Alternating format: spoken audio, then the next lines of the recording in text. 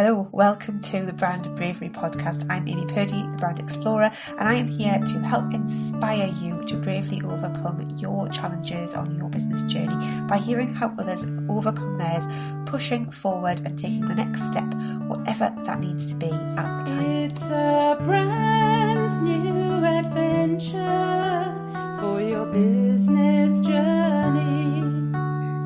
In this episode, I'm speaking with Rachel McClumpha. Rachel is a brand photographer who helps creative businesses shine by capturing their gorgeous products and the behind the scenes of their business process. I have been a client of Rachel's, both as a person for photographs of myself and photographs of my products in the past with another business that I used to have, and she has been just amazing for both kinds of photography, which she absolutely excels at. She's fantastic. And in this episode, she's going to be talking about making big decisions during setting up her business and some more recent ones as well, and how that has all gone for her. So when you were 8, your granddad gave you a Kodak camera. Was that like the first moment that you realised that you liked photography?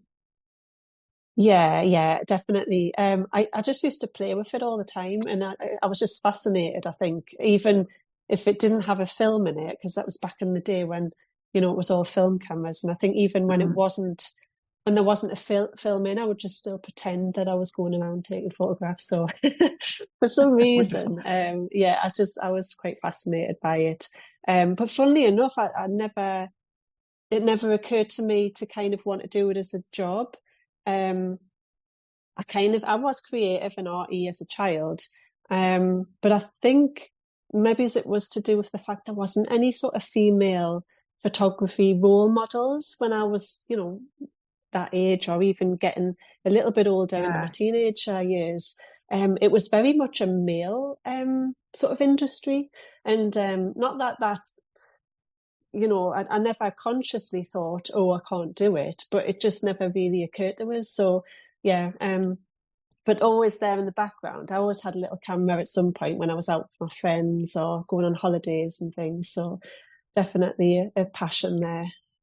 Yeah. Well, then you didn't do photography. So something must have happened that made you do something completely different and then come back to it. So, and I love that you came back to it and that you can sort of trace it back to being little Rachel. So what happened after that? You went off to college and got a job doing something completely unrelated to photography. Yeah, definitely. So I went off to art college to do art and design, and then ended up in a computer games company, which felt quite random, but it was still, it was to do with art. I ended up doing 3D art for computer games, and that was my job for like 15 years or something. And it was good, and felt like that was going to be my career forever, but I think just somewhere inside of us, I was like, when you just kind of don't feel like you're not doing what you want, it isn't your passion. And I still had the photography going on as a hobby in the background. And I think it got to that point where people were actually starting to ask me to do photography for them, especially like, people I knew who'd had babies. It was like, oh, will you come and take a picture of my baby? And I thought, yeah, okay, yeah. And the idea of business was still like, well, like it wasn't going to be a business, but it, I'd help families out here and there, and charge tiny amounts for prints and things like that.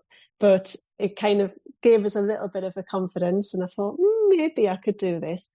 But I'm going back like this is sort of like 15, 20 years ago, which seems like a crazy amount of time when I think of it. It is. But it is, isn't it? But the thought of actually having my own business, it just felt so like it just wasn't me. I didn't know anybody else who had their own business at that point. There was very little support, not like there is now, where there's sort of fully funded training popping up here, there and everywhere, and there's lots of networks going on. It wasn't like that back then. So I was kind of like just, oh, well, maybe I can do this, but I don't kind of know where to start. And do I just put an ad in the Yellow Pages? Because that's what you did back then. Yeah. So it was very much a slow burner, and I was able to leave my the job I was in. I kind of got to a point where I was like, right, you know what, I'm not enjoying this anymore. I had my first son, and I think at that moment, I don't know, like if a lot of people go through this, where you get to the point when you have children, sometimes I think your life sort of changes and you really reassess where you are and what you want to do. Yeah. And I was like, well, if I'm going to do it, now seems to be that time. I'm off on maternity leave. I've got some space in my life, even though I'm kind of like a full-time mom as well. But, it gave us kind of like that headspace to think, do I want to go back to that career? Or do I actually want to do something else now? And that was the catalyst, definitely, for me. But like I say, really kind of like just muddling through, trying to work out what to do. And yeah, it was quite scary. But I think when you've got the passion there, you work it out. You find sort of ways to make it work. So yeah, it's now, I think, very different for businesses, and they do get a lot more support. And I think even there's so many small businesses that, you often, you come across somebody else, whether you're in the schoolyard or something, there's usually somebody else who's trying to make a small business go as well. So yeah, it's much nicer environment now. Yes, I think it's very up and down, isn't it? Like the funding to get started with business. But when I started mine 13 and a little bit years ago, I think I was one of the last people to get grant funding so I could buy my computers. Yes. I don't think that's quite so easy to get a hold of now. And you must have needed an awful lot of equipment, because I mean, we can see if people on YouTube can see behind you how much stuff there is. And photography there's lots of bits and pieces, isn't there, to do with cameras and lighting and all of that sort of stuff. And then I don't know when digital photography started, but I feel like it probably had started by then. But maybe it's not when you were at college. I don't know. I mean, I did a week's photography when I was at college, and we went in the dark room, and I loved it. I got to go in twice because I did terrible photographs the first time. I was quite pleased in a way. Well, that's a really good point, actually, because it did get much more accessible when the digital cameras came out. And because I think when it was all film, it did feel like it was a harder sort of thing to do. It was constantly sort of like, send the film off, and then you got the pictures back. And, there wasn't that being able to edit them as well, like you can now.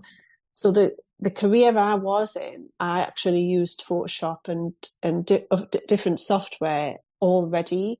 So it was like a natural transition that when the digital cameras came out, I already knew how to do all of that stuff. So I think that kind of just opened up a whole new world for me. It was like, well, I can do this. People like my photos, they're prepared to pay for it. And I can, and do all these edits that they want. If they want like retouching or something, I can do that. I know how. So yeah, it was definitely much more accessible once the digital cameras came out. But I think, in terms of equipment, I think you just have to build that as you go. I certainly didn't start with all of this. Well, no, you wouldn't. I think I forked out quite a bit initially for the camera and the lenses that I needed. But a lot of the other stuff just had to wait until I could actually afford it. And, you have to sort of work out your pricing and your whole business strategy and your marketing and all those things. And you just think, oh my goodness, I don't know where to start. Sometimes you've just got to work it out yourself. And then it's so nice, or when you do get, the funds behind you, to be able to ask professionals for help. Yeah. So definitely. Like with the whole branding thing with you, it was just so nice to be able to say, Amy, I need a complete rebrand. Just help us. Just tell us what I need, and because I think you can go around in circles trying to do it yourself. Absolutely. Oh, So you can. And I love working on your brand there. I definitely wanted to talk about the benefit, the impact that you have on the people that you work for. So you do product photography, don't you? Which is amazing. And I've used both kinds of photography, haven't I? And you do people photography. I'm hesitant to say headshots because whilst you do headshots, I feel like it's more than a headshot. Is that does that feel correct? Yeah, I feel like it's more of an experience and detail and getting all the bits right to really help get the story across. In fact, I made a video this week, which hasn't been published yet, but will have done by the time this goes out, about imagery in your brand, like using illustrations and icons and stuff. And I think, photography is a different way of doing that you need to have that as well. Like, you can have like props and stuff in the background, but actually just having really good photos of yourself builds so much confidence in being able to present yourself to other people and share about your business. And if you've got really good product photography, then that makes the product look a lot better than it does if you try doing it yourself. And I've done both, and it really does make a difference when you've got professional ones. I think there's something to be said for having a few selfies here or there, and I use those as well. But I think knowing that you've got really good photos for the things that really matter in the website and stuff, and then to use on your social to like elevate what you've got there already, makes such a huge difference. And you really work hard to build confidence, don't you? Yeah, I think especially with the portrait sort of shots, like the headshots and the branding, I think that does massively give people confidence, and that's great for me because I just love to see, people, especially women, who are really self-conscious a lot of the time about having their photograph taken, and sometimes they'll cling on to some photograph of themselves like 10 years ago on holiday, they might have liked that picture and they just keep using it for their profile picture, because they're so nervous about getting new headshots taken or going for the full branding kind of shoot.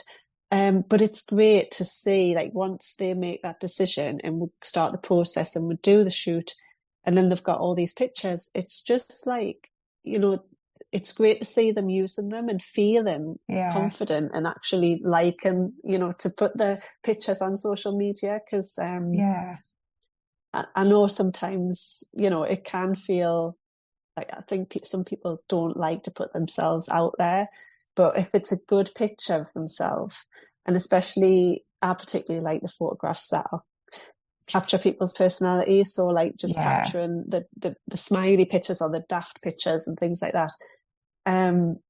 It's great to see them using those kind of pictures, because I think those are the ones that are really engaging for other people to see, and more sort of real. So, definitely.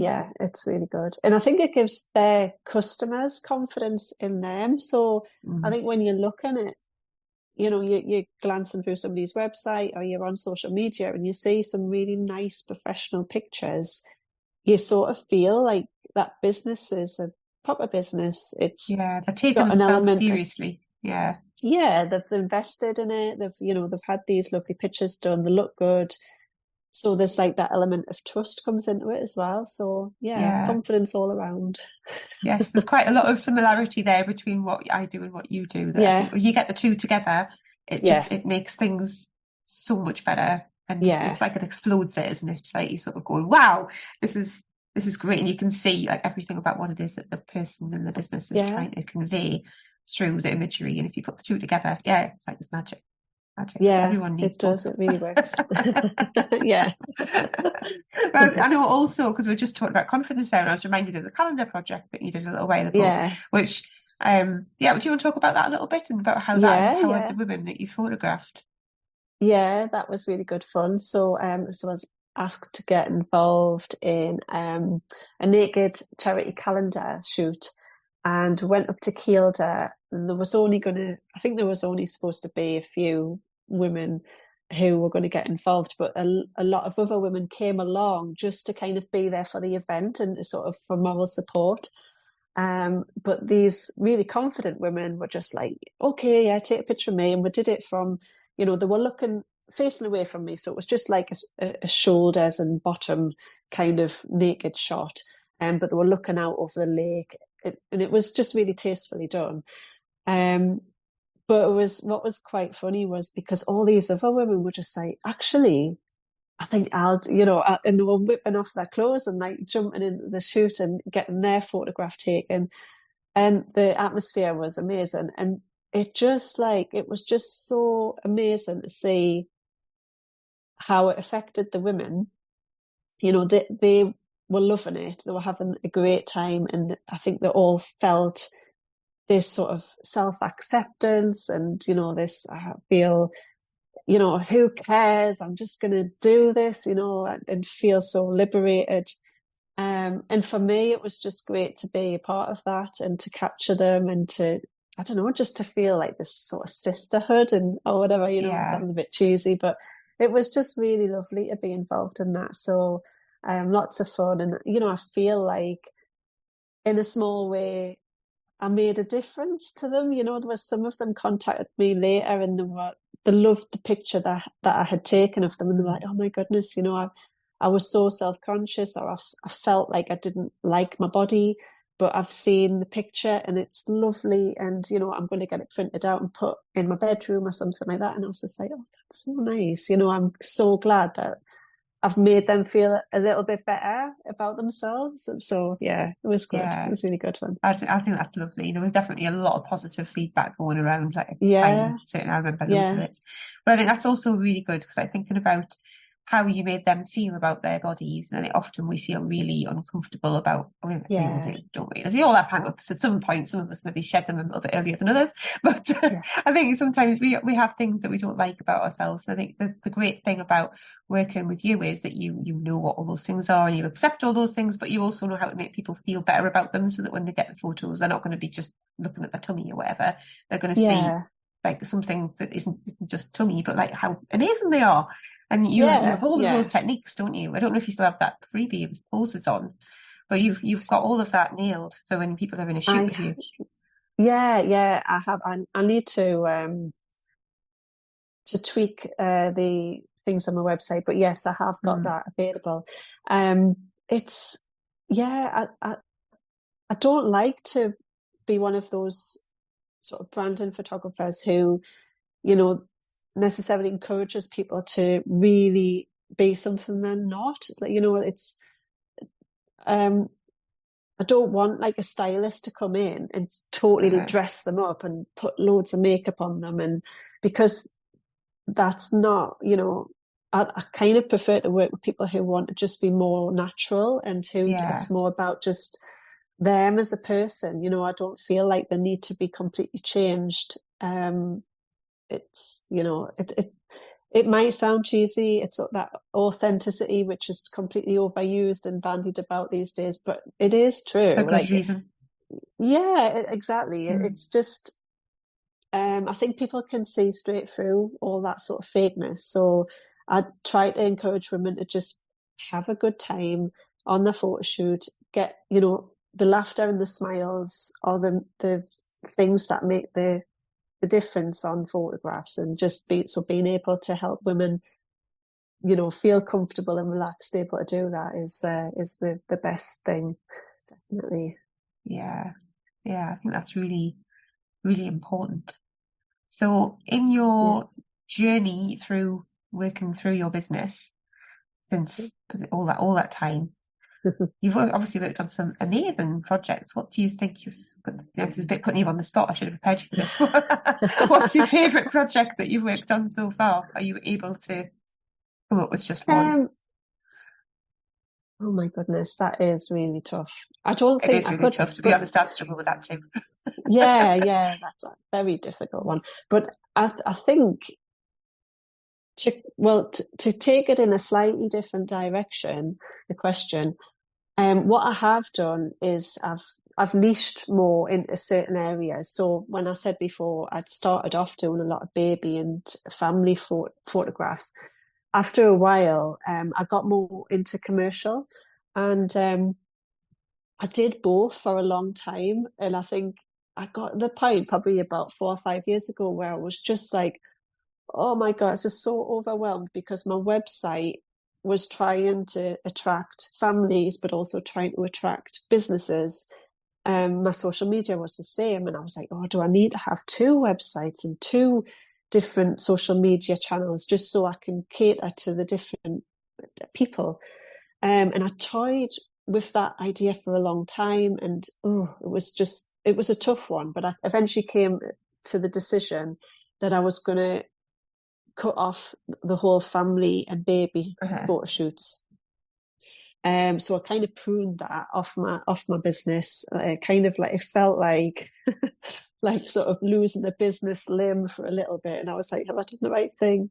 Because I did enjoy that side of it. Yeah. But I think from a just kind of focus and clarity point of view, I was like, no, if I'm just going to get rid of that, I'm going to focus on the commercial.